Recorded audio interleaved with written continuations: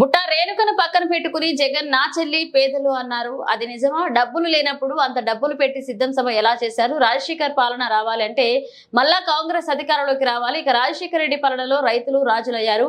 జగన్ పాలనలో రైతులు అప్పులు పాలయ్యారు. ఇక చేనేతలను జగన్ మోసం చేశాడు. 5 సంవత్సరాలు గడిచిన ఏపీలో ఒక ప్రాజెక్టు కూడా జగన్ పూర్తి చేయలేదన్నారు. ఇక మేనిఫెస్టో బైబుల్ ఖురాన్ తో సమానమన్నారు. కానీ అందులో ఉన్న మద్యపాన నిషేధం ఏమైంది? రాష్ట్రంలో డ్రగ్ విచ్చలవిడిగా వస్తుంటే జగన్ ఏం చేస్తున్నారన్నారు. సొంత చిన్నాలను హత్య చేసిన వారిని పక్కన పెట్టుకుని బీజేపీ మెడలు వంచి ప్రత్యేక హోదా తెస్తానన్న జగన్ ఈ రోజు అదే బీజేపీకి వంగి నమస్కారాలు పెడుతున్నారన్నారు. ఇక బీజేపీకు జగన్ గులామయ్యాడని, కాంగ్రెస్ అధికారంలోకి వచ్చిన వెంటనే 10 సంవత్సరాల పాటు ఏపీకి ప్రత్యేక హోదా తెస్తామని విమర్శించారు. నరేంద్ర మోడీ గారు ఈరోజు చూస్తే జలకళ పేరు చేరి వచ్చిన ప్రతి అన్నకు, ప్రతి తమ్ముడికి, ప్రతి అయ్యకు, ప్రతి అక్కకు, ప్రతి చెల్లికి, ప్రతి అమ్మకు మీ రాజశేఖర రెడ్డి బిడ్డ మీ వైఎస్ షర్మిలారెడ్డి శిరస్సు వంచి చేతులు జోడించి మనస్ఫూర్తిగా నమస్కరించుకుంటాం.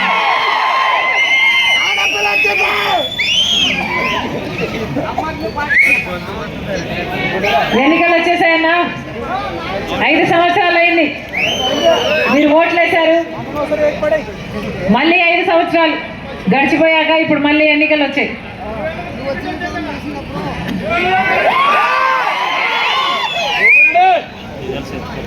ఎవరికి వేయాలన్న ఆలోచన ఉందో ఒకసారి పరిశీలన చేసుకోవాలి.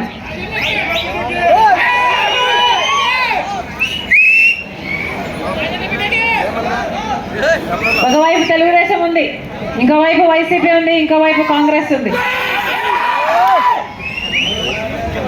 జగన్మోహన్ రెడ్డి గారు మొన్న బుట్ట రేణుకమ్మను పక్కన పెట్టుకొని నా చెల్లెలు అని చెప్పి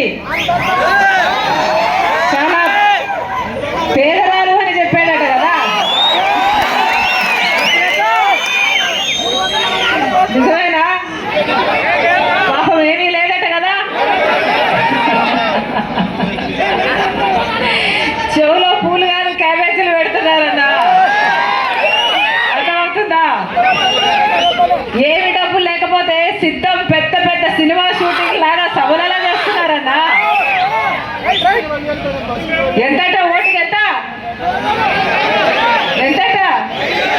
3000, 5000 అన్న. ఎవరు డబ్బులు ఇచ్చినా తీసుకోండి,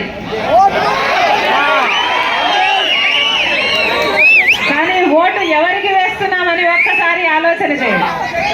ఎందుకంటే ఓటు అనేది మీ భవిష్యత్తునే కాదు, మీ బిడ్డల భవిష్యత్తును కూడా నిర్ణయిస్తుంది. ఓటు అనేది మీ చేతుల్లో ఉన్న ఆయుధం. 5 సంవత్సరాలకు ఒక్కసారి మాత్రమే వచ్చే ఆయుధం. తప్పుడోళ్ళకేస్తే చరిత్ర క్షమించరు. ఒక్కసారి ఆలోచన చేసి, మీ మనస్సాక్షిని అడిగి, మీ ఆలోచన చేసి మంచి వాళ్ళకు ఓట్లేయండి. రాజశేఖర రెడ్డి గారి సంక్షేమ పాలన మళ్ళీ రావాలి అంటే మంచి వాళ్ళు అధికారంలో ఉంటేనే అది సాధ్యం. జగన్మోహన్ రెడ్డి గారు రాజశేఖర రెడ్డి గారి ఆశయాలను నిలబెడతారు అనుకున్నాం. రాజశేఖర రెడ్డి గారి సంక్షేమ పాలన మళ్ళీ వస్తుంది అనుకున్నాం. వచ్చిందా అన్న? 5 సంవత్సరాలు అయింది. పెద్ద పెద్ద కోటలు కట్టుకున్నారు, కోటలలోనే బతికారు. 5 సంవత్సరాలు ప్రజల దగ్గరికి ఎప్పుడూ రాలేదు. రాజశేఖర రెడ్డి గారి సంక్షేమ పాలనలో ప్రజా దర్బారు ఉండేది, గుర్తుందా? ప్రజలు ఎవరైనా సరే వేల మంది రోజుకి కలిసేవారు రాజశేఖర రెడ్డి గారు. జగన్మోహన్ రెడ్డి గారి పాలనలో అయితే కనీసం మంత్రులకు, ఎమ్మెల్యేలకు కూడా అపాయింట్మెంట్ లేదట. ఇదే రాజశేఖర రెడ్డి గారి ఆశయాలను నిలబెట్టడం అంటే. రాజశేఖర రెడ్డి రుణమాఫీ చేశాడు, ఏది అడుగుతే చేశాడు రాజశేఖర రెడ్డి గారు. మరి జగన్మోహన్ రెడ్డి గారి పాలనలో కనీసం రైతులకి డ్రిప్ సబ్సిడీ ఉందా? పంట నష్టపోతే పంట నష్టపరిహారం ఉందా? పంట పండిస్తే మద్దతు ధర ఉందా? మరి ఏం చేసినట్టు? ఏం చెప్పారు జగన్మోహన్ రెడ్డి గారు? 3000 కోట్లతో ఒక సంవత్సరానికి ధర స్థిరీకరణ నిధి ఏర్పాటు చేస్తాను ప్రతి సంవత్సరం అన్న. అంటే రైతుల వాడు నష్టానికి అమ్ముకునే అవసరమే లేదు అన్నాడు. మరి ఏమైంది? ఇప్పుడు అప్పు లేని రైతు ఉన్నాడా? అప్పు లేని రైతు ఎవరైనా ఉన్నాడన్నా? రైతులు ఆత్మహత్యలు చేసుకుంటున్నారు, ఎవరు పట్టించుకోవడం లేదు. ఏం చెప్పారు జగన్మోహన్ రెడ్డి గారు? ఇలా 5 సంవత్సరాలు క్రితం ఇలాగే మైకు పట్టుకొని 4,000 కోట్లతో పంట నష్టపరిహారానికి ఒక నిధి ఏర్పాటు చేస్తారు ప్రతి సంవత్సరము అన్నాడు. ఒక్క సంవత్సరం పంట నష్టపోతే నష్టపరిహారం ఇచ్చాడా? ఇక్కడ చేనేతలు ఎక్కువ, ఏం చెప్పాడు జగన్మోహన్ రెడ్డి గారు? టెక్స్టైల్ పార్క్ పెడతానన్నాడు, పెట్టారా? చేనేతలకు రుణమాఫీ చేస్తానన్నాడు, చేశాడా? చేయలేదు. చేనేతలకు ఇల్లులు కట్టిస్తానన్నాడు, కట్టించాడా? చేయలేదు. షెడ్లు కట్టిస్తారు ప్రభుత్వమే అన్నాడు, మరి ఎందుకు కావట్లేదన్నా? రాజశేఖర రెడ్డి గారి ఆశయాలు నిలబెట్టే వాళ్ళు వీళ్ళు ఆలోచన చేయండి. రాజశేఖర రెడ్డి గారి సంక్షేమ పాలనలో రాజశేఖర రెడ్డి గారు పెద్దపీట వేసి ఎన్ని ప్రాజెక్టులు పూర్తి చేశారు రాజశేఖర రెడ్డి గారు? మరి జగన్మోహన్ రెడ్డి ఏమన్నారు? నేను అధికారంలోకి వచ్చిన 6 నెలలు మొత్తం రాజశేఖర రెడ్డి గారు వదిలి వెళ్ళిపోతున్న అన్ని ప్రాజెక్టులను పూర్తి చేస్తానన్నారు జగన్మోహన్ రెడ్డి గారు.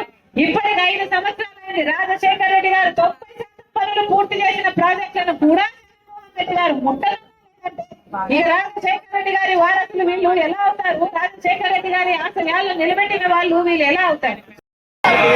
అసలు జగన్మోహన్ రెడ్డి గారు వాగ్దానాలన్నీ ఎక్కడ నిలబెట్టుకున్నారయ్యా? మీరు ఓట్లేశారు, మళ్ళీ 5 సంవత్సరాలు గడిచిపోయాక ఇప్పుడు మళ్ళీ ఎన్నికలు వచ్చాయి.